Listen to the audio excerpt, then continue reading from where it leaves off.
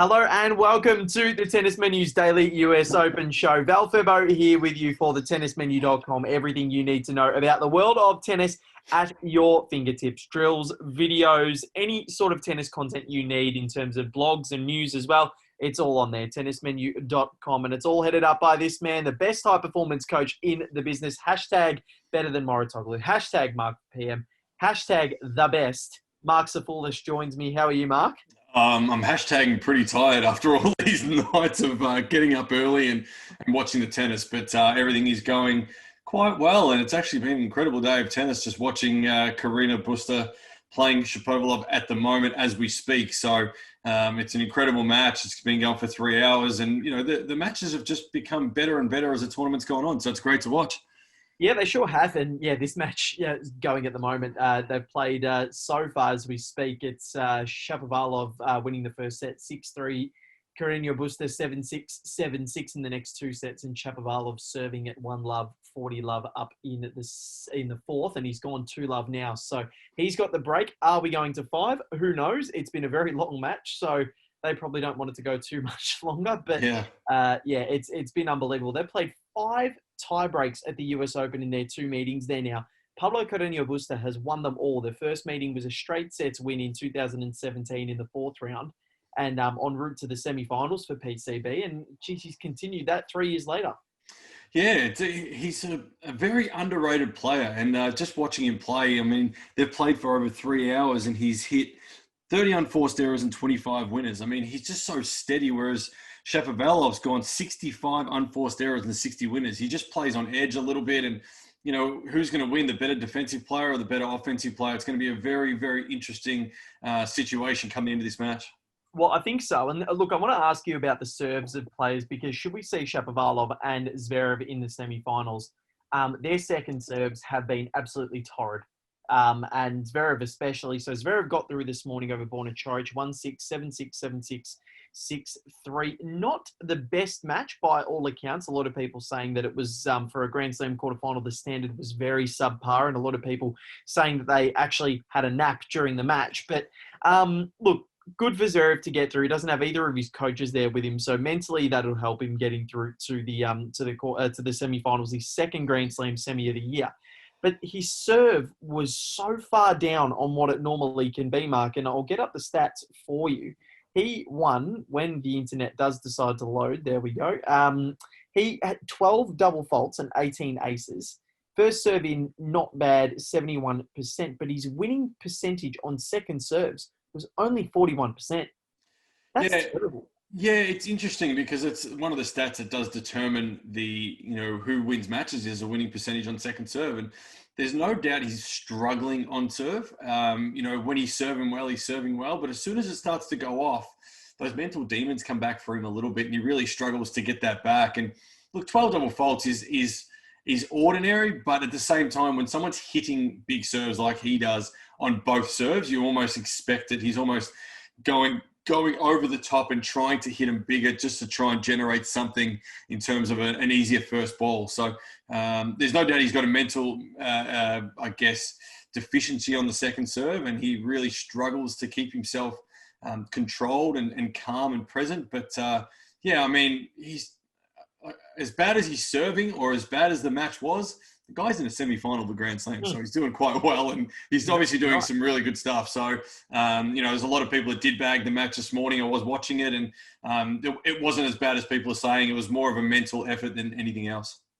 Yeah, and I think Zverev would be pretty pleased to get through mentally because that's been a big issue for him over his short career so far. But looking at his second serve, and we saw it against Andy Murray last week, how much he struggled with it in Cincinnati or 2 weeks ago now. But what, as a coach, would you be looking at to say, okay, we need to work on this? What are you actually working on, and how are you improving it mentally, and how are you improving it physically and looks and in sort of technicality wise as well? Yeah, it's an interesting point because during the tournament, there's no way you'd be doing any work on it whatsoever. I mean, if you're working on things like that during a tournament, and look, there may be times where you just spend some extra time on the second serve, but if you're chopping and changing technique and so forth during a tournament, the confidence level just goes down pretty easily. So In this situation, they're probably doing a fair bit of mindset-orientated work. They're probably doing some tactical-based thinking as opposed to technical-based thinking. You know, where am I going to serve this ball as opposed to how am I going to serve it?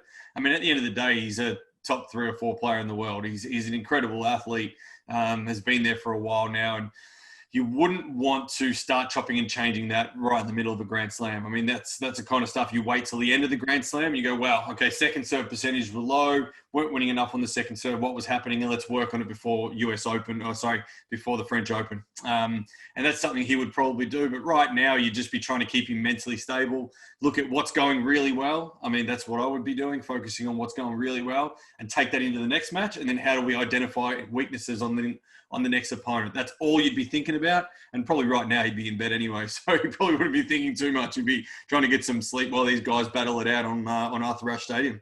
So would you, if you're Zverev, you're not sitting up watching, you're getting a nap and then getting other people to watch and then analysing it the next day? Yeah, absolutely. I mean, at the end of the day, he knows his opponents. He's watched them several times before.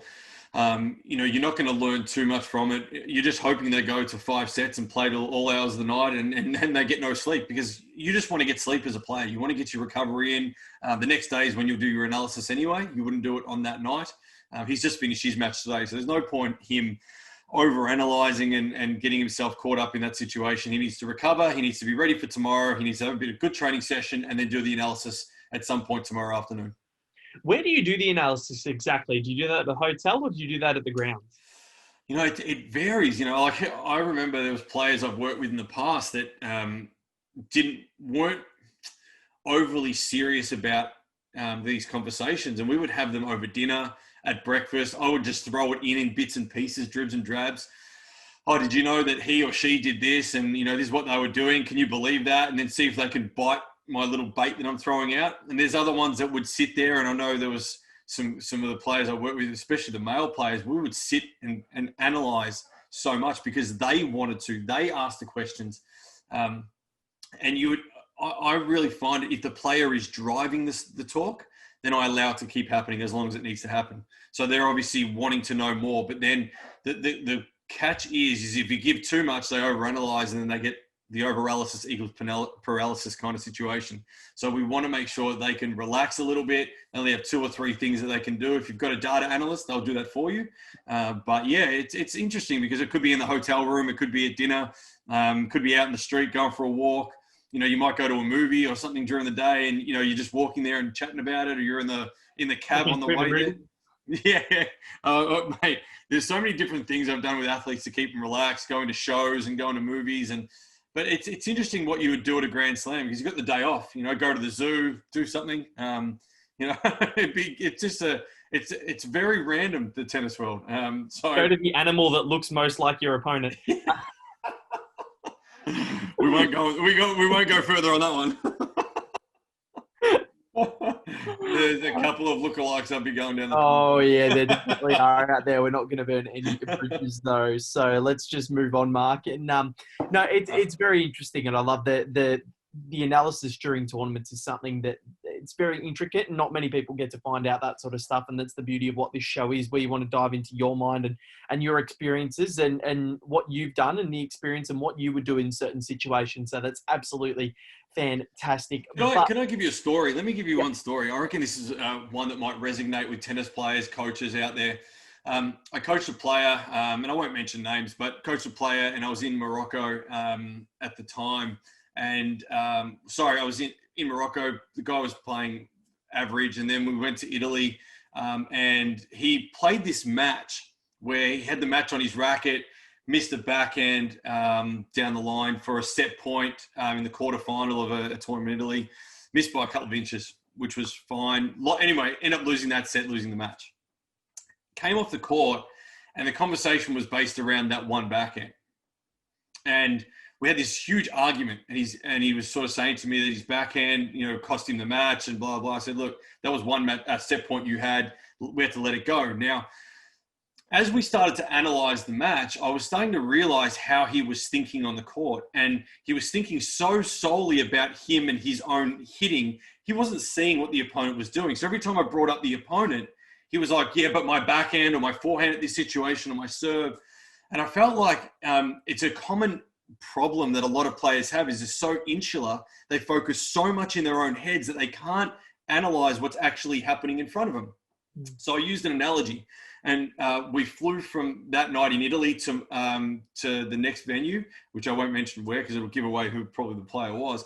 And we went to the next venue, and we got there, and we were in the hotel room, and I was looking out the window, and it was a beautiful view. I was like, wow, this is pretty incredible. And he was looking as well, and we were just sort of standing there and just chit-chatting. And I closed the blinds, closed the curtains. And I said, oh, you know, how nice is the view? He said, oh, well, you close the curtains, idiot, so I can't really see. And I said, well, yeah, but it's a nice view. He said, but you close the curtains. I said, yes. And that's exactly what you're doing when you play tennis is you close the curtains across the net and you do not see what is going on at the other end of the court. Your one shot didn't make the match. It's the consecutive points. It's the consecutive games. It's what the opponent is or isn't doing that you need to start opening your eyes towards and stop closing the curtains. And that to me is a story that sums up a lot of players in a nutshell as to why they can't continue to get themselves out of trouble is they're so insular in their thoughts and not thinking about other ways and ways to expose the opponent, whereas they're exposing themselves too often. That is brilliant. That's absolutely brilliant. And I'm going to have some guesses as to who this player was when we're off air, because I would really like to know. But no, it has been a really good day of tennis. But before we do move on to the women's results, I want to ask you, we had a question from Adam Doyle on Facebook and Twitter last night asking us to analyse Alex de Minaur and Pablo Carreño Busta won the doubles title in Cincinnati last week, and they're both still in the US Open and have both progressed to the quarterfinals. And how does that doubles transition or that doubles game transition into singles and vice versa and allow you to have good form in both formats of this wonderful sport that we so enjoy watching? It's a very interesting question because I still feel like doubles is such an integral part of a lot of players' development. And it's great to see de Minaur playing doubles because he was so singles orientated that now, I guess since Davis Cup, maybe he had that taste of it with Kyrgios, ATP Cup or whatever it might be as well, playing a fair bit of doubles. But when you look at the guys from the week before who have done really well in doubles, and then obviously they go on this week to do well in the singles, it's time on court. So a lot of these players haven't had that time on court. That's the first thing that I look at is how much time they spend on court compared to the opponents. And they both spent a fair bit of time on the court, winning obviously the last week. But doubles itself teaches you so much about court dimensions. It teaches you about court space. Also helps you so much on return to serve, helps you on serve. And it's a very quick game. So it really sharpens you up for singles. Now, you're not covering the court, so you're not getting the movement orientation going, but it's a very thinking game. It's a thought process game where you've got to think about your angles. You've got to think about how to set up your partner. And to me, that's a real critical part of tennis is how am I setting up my next 1, 2, or 3 balls with this shot that I'm going to play? And doubles does that. It helps you thinking. It helps you court space. It helps you, you return, you serve, everything like that. So, and it actually gets you having fun too. Yeah. And the one thing people forget about when they play tennis is enjoying it. And to watch these guys play doubles, and I spent a lot of time with Bob and Mike Bryan here in Australia over 7 years, but to see them play and the fun and the enjoyment that they have, doubles brings that. And I think that's the real element of what those guys would have got out of last week. Time on court, a bit of fun, and obviously sharpen up the skills on the serve return, first ball, and obviously their thinking. Exactly right. And we had Luke Saville on Breakpoint podcast a couple of weeks ago, and he said that this Cincinnati tournament is probably the one where he's seen most singles players actually in the draw. There's been a lot of interesting combinations. Isner and Hurkacz were in that draw as well. But he said it's very much like Indian Wells, how the players, the big players especially, don't play overly much throughout the month of February. They might play in Acapulco and Dubai or in Rio de Janeiro, one of those tournaments. It just depends on who the player is and where they're based and what they do. But then they'll go and play the doubles in Indian Wells to get that match practice in ahead of that first Masters 1000 of the year and the Sunshine Double in Miami, which works generally pretty well because those singles players can start to dominate the doubles arena. Mm-hmm. So I think it's fantastic, and it's obviously worked really well for Alex de Minaur and Pablo Carreño Busta. Yeah, absolutely. I mean, you can see the way how sharp they both are. Mm-hmm. And the time on court is critical. You know, if you're trying to peak for a Grand Slam and you can't get matches in singles, get some matches in doubles. And it's even the young kids of today. Like I encourage everyone that I coach, play singles and doubles. it teaches you so many different elements of the game, and it's so helpful for development. So if Adam's out there, Adam it was that asked a question, continue to, if you're a coach, continue to get your players, playing doubles, playing singles, to train different elements, develop different sides of the game, and get them enjoying it. Doubles is so much fun. It's so much fun. So it's not fun when you're hitting each other, or you're losing, or you're having a bit of an argument on court. But it's good fun because it's obviously less pressure, and you get an opportunity to play with. Usually, it's a mate that you're playing doubles with, and you make a lot of friends through doubles. So it is a great element of developing players. But that's for sure. Improves the player's net game as well, which is a bit of a lost art in tennis. But Denis Shapovalov, I think, is getting a new job as a baker at Baker's Delight, possibly, because he's just a bagel Pablo Carreño Busta in the fourth set of this quarterfinals. So very, very interesting. Did you like that one? Oh, well, it's funny you say that. I'll give you another little story. When I was playing a little bit of the futures here in Australia with one of the guys I travel with, I won't mention his name either, but poor guy he lost his first week of the satellite back in those days. It was a long time ago. He lost 6-love the first week. Second week, he lost 6-love, and the third week, he lost 6-love. So we bought a packet of 6 donuts and we put them on his bed when he arrived back to the hotel room. And poor bugger, I don't think he's ever forgiven us ever since. But we called him the Donut King at that stage, and that was his nickname that probably lasted a long period of time. Donut King, very much like Dunkin' Donuts for those listeners in America. So that's absolutely fantastic. But let's get to the women's results, Mark. And Jennifer Brady, she is just on fire. She hasn't dropped a set yet, 10 consecutive. And she won in Lexington before the US, the bubble or sphere, I guess, in Cincinnati/New York in the US Open. She defeated Yulia Putintseva from Kazakhstan 6-3, 6-2. She is out. She is out. I'm very, very sad, man. I thought, you know what? I got to do it once more. She's gone. The Borat impersonation's coming out. I need to watch it again. I need to practice it because I have been well known for that impersonation. But wow. Is that because of your accent, or is that because of your mankini you wear to the beach? You know what? I do have one right here. No, you don't. No, you don't. I do. Actually, I got one for my 21st.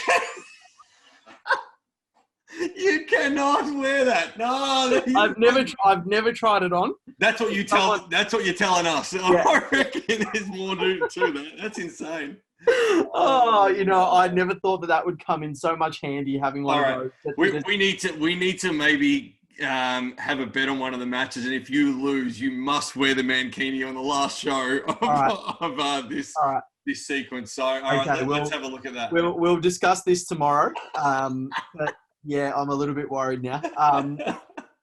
Okay. Yeah. So Jennifer Brady is through. She's through her first Grand Slam semi-final. Oh, wow. All right. She was absolutely fantastic against Putintseva. The way that she's striking the ball is really ominous, and I'm looking forward to seeing how she can actually go forward and take on Naomi Osaka, because her match against Shelby Rogers this morning was phenomenal. 6-3, 6-4, but the shot making, the amount of winners that both players were hitting from each wing, it was staggering. So Brady, very cool, calm and collected against Osaka, who is a ball striking machine. But Brady's had a little bit of a different development in terms of tennis. She's a bit of a late bloomer, and she came through the college system. Now, Mark, you know a little bit about this. So explain to us what the college system exactly does and how it facilitates the development of a young tennis player. It's a good question. It's a great story about Jennifer Brady. So post 18, once you finished your year 12 studies, it is in Australia here, or your high school overseas, basically you've got obviously a choice, and you can do this earlier to go pro or to go through a college system. Jennifer Brady chose college system, which combines your schooling with your tennis. And basically you play tennis every week, you compete during a season, and then you're able to go and play WTAs as the year goes on. You can play, after your season finishes with your school. But she chose that route because she didn't feel she was mature enough. Her game wasn't ready. She wasn't strong enough. And if you go down the path of playing pro, you're spending upmost of $50 to probably $100,000+ a year just to play the game without much return, because you're probably not ready to perform when you're basically coming out of a high school sort of situation. So you have your two pathways, whether I go to college or whether I go and play pro. She went the college pathway, spent a few years there at UCLA and obviously developing and honing her craft. And when you come out of that, you've saved your money, you've got a lot of matches, you've had free coaching at your schooling. It's all scholarship based, so you've paid nothing. So you've saved your money to be able to then go and play when you're actually physically and mentally in tune and ready to play. That was her pathway. Now, you look at someone like Marta Kostyuk's gone a totally different way. At 14 or so, she turns pro and she heads overseas, travels, does the whole pro thing. Now, she's probably starting to make her money now at sort of 17, 18, 4 years on. And they generally say it takes between 3 and 5 years to peak at your best when you're playing on the tour. So Jennifer Brady's starting to hit her straps now, which I've found, amazing. And I think any player, especially Australian players, I feel like it's one of our only pathways. Pro tennis from a young age is incredibly tough. Unless you've committed full time to it from the age of sort of 10, 11, 12, 13. You're not really ready to play at the age of 18. So this gives you time. It buys you time. It gives you the ability to save your money and then be able to go on the tour if you go through the college system. So I've missed my chance then? No, there's always a chance for you, mate. How old are you now? 24. 24. Well, the average age of a top 100 male player is 27. So you've got time. We've got 3 years to get you there. All right. So at the end of this show, and if the lockdown doesn't continue for too much longer, we'll get you on the court and playing pro veterans or something along the lines. We'll see how we go. Crossed and tennismenu.com for all the artillery that I need, all the videos, all the training stuff that I need. Tennismenu.com, and I think the only way that I'm getting into these tournaments is to write about them or broadcast them like this. So that's what I wanted to do. I was never good enough to be a sportsman, so I thought, you know what, let's get in the media, and then I'll be able to go for free still, and we'll be able to call on it. But no, it's I love that, and I think Coco Gauff's another example of a player that has taken that pro status very early, and it's paying dividends for her a little bit, but there's still rules and regulations as to what you can and can't do at that age. There's a limit of WTA tournaments that you're allowed to play in and you're not allowed to play in. So if you have a look at that, and that probably brings me to the point of an Ash Barty who was an early riser in terms of the game and played pro pretty early and did really well, but then burns out and had to walk away from the game. Now, does this open you up if you play pro too early for that potential burnout sort of situation? And in some players it does, and some it doesn't. But it's an interesting conversation. Obviously, very individual. So every individual is different in their pathway. But Jennifer Brady has done an amazing job to get to where she is now. She sure has, and ranked 40, ended up getting the seeding for this US Open. And look at what she's been able to do at a first-time Grand Slam semi-finalist. And I wouldn't count her out against Naomi Osaka, who is playing very, very well, Mark. Ominous form. She was your champion at the start in the draw analysis, back all the way over a week ago now. And she's just peaking at the right time. It seems a couple of 3-setters early against Misaki Doi and Marta Kostyuk, but the last couple of matches that she's played have been exemplary. They have, and it's time on court again. She's spent a little bit more time on court. She's starting to find her range. Physically, she's in great shape. I mean, she's an amazing athlete. And this is the thing, if you're physically capable of playing as long as you want, then, the time on court in those 3 setters is actually a good thing.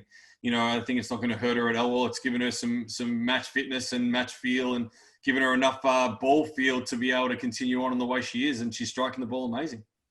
I think so, and I think we've got a lot to look forward to over the next few days of tennis. And tomorrow, Mark, we've got Svetlana Pironkova, the 2 mums against Serena Williams. I'd almost forgotten Serena had a child before they started talking about it, before this tournament came about, because how much was it mentioned? Seriously? Yes, just a tad. Just a tad. It was every time she came on court. I'd love for a broadcast for a whole Serena match not to mention the child and see how they go. Just to try not to mention Olympia. They got nothing else to talk about, so we'll have to give them something to talk about. So, but no, it's fantastic to see 3 mums in that bottom half of the draw. It's incredible, and we talked about it, touched on it in the last show. Was does this give you a different perspective on life? It's done that for me as a parent, and whether or not it's done for them, and they've got a different outlook as to the way they go about things, who knows? But, great matchup, Serena and Pironkova, and, Azarenka in that bottom half of the draw against Mertens is a great matchup as well. Yeah, I'm very excited about that one. We mentioned Mertens the other day. That's the first match on Ash on the night session, Azarenka v Mertens, and Serena during the day against Pironkova. But that one is really exciting because Azarenka is clubbing the ball, and Mertens also playing really well, running around shots, using her pace and using her consistency to really get on top of her opponents. And she made the semis in Cincinnati the week before the US Open. Azarenka won the title. Who wins that one? Yeah, I've been wrong too many times this tournament. So I'll say, look, I think Mertens is playing unbelievably well. She's steady. She's consistent. But Azarenka's walked in this situation before and won a Grand Slam. So toss of the coin, heads or tails. Azarenka for me. Beautiful. He's actually found a coin. That is absolutely fantastic. Not as good as my surprise. You're Mankini, but yeah, well, the coin's good enough for me. Yeah, no. Oh, God. Oh, wow. Andrei Rublev against Daniil Medvedev. This one has classic written all over it. The two Russians know each other's game very well. There was a photo circulating on social media yesterday with Rublev, Medvedev, and Ostapenko, all when they were about 15 years old. It was absolutely fantastic. But it is hard to go past Daniil here. Very, very difficult. It is. He's a great competitor, and he was there last year and wasn't far off winning the title last year. So I think he'll be hard to beat in this one. And look, Rublev is definitely capable of beating him, but I think Daniil will be too strong in the end. Yep, and the final match, night session, we don't have to get up very early at all for this one. Alex de Minaur against Dominic Thiem. De Minaur's first quarterfinal in his career. Thiem looking to make his second US Open semi-final and his first US Open final, and hope that he can win his maiden Grand Slam title. He's fallen in the final 3 times before, kind of a bit like an Andy Murray story, just slowly progressing to get better in those Grand Slam finals, and then eventually he'll be able to go and win one. But who wins this one and why? Yeah, this is a really, really big match. Look, I'd love to say de Minaur. I think it's almost like going up a class in a boxing fight. You know, he's going up that next to the heavyweights, and Dominic Thiem is a heavyweight. Been there, done that before, and you know, I think Dominic Thiem probably will edge him out, but it's not going to be without a fight. Let me tell you that much. And I do hope it's de Minaur, but I think Dominic Thiem may have him in this one. Yeah, me too. I reckon he's just, the way he's hitting the ball, it's so clean, even with Demon's wheels and the way that he's been playing. I don't think it's going to be enough to go with Thiem on these fast surfaces, and just the way. And if you look back, that quarterfinal that Thiem played against Nadal in 2018, when he won the first set 6-love, lost in a 5th set tiebreaker. If he plays that way, it's going to be very, very hard to stop him. It took a gallant effort from Nadal to do it, and not many others would be able to sustain that amount of power and that amount of pace for such a long amount of time. So Thiem for me as well, unfortunately for de Minaur, but this is a good result for him nonetheless. But Mark, that probably wraps it up. We probably should have wrapped it up 10 minutes ago when I got the wardrobe out. But thank you very much for your efforts today. It's been fantastic as usual. The stories have been great, and we hope to hear more of those insights tomorrow. No worries. Hashtag Val wearing a mankini in the next show. That'll be a very, very good one. So stay tuned tomorrow. Mark and I will come up with a bet, and in the last show, I will present it, if I'm wrong, in a mankini. I will present it. I'm going on air with this. I don't know why. I'm gonna have to go to. Are there any solariums open at the moment? We'll have to edit. Some as they come. This is not good. But Mark, thank you very much. Thanks, mate. Much appreciated. Remember, you can follow us at The Tennis Menu on Twitter and Instagram, and The Tennis Menu on Facebook, and thetennismenu.com for anything you need to know about the world of tennis. Everything's there at your fingertips. Subscribe to a package, data analysis, stretching, whatever you need to know. Mark has done a wonderful job there of getting all these drills together, and the blog and the news section as well. If you want to stay up to date, I've got an article going up a little bit later at the last time that the big 3 weren't in the US Open quarterfinals. So stay tuned for that a little bit later on today. And plenty more to get through. Val Febo and Marc Safoulis with you. Stay tuned for more tomorrow.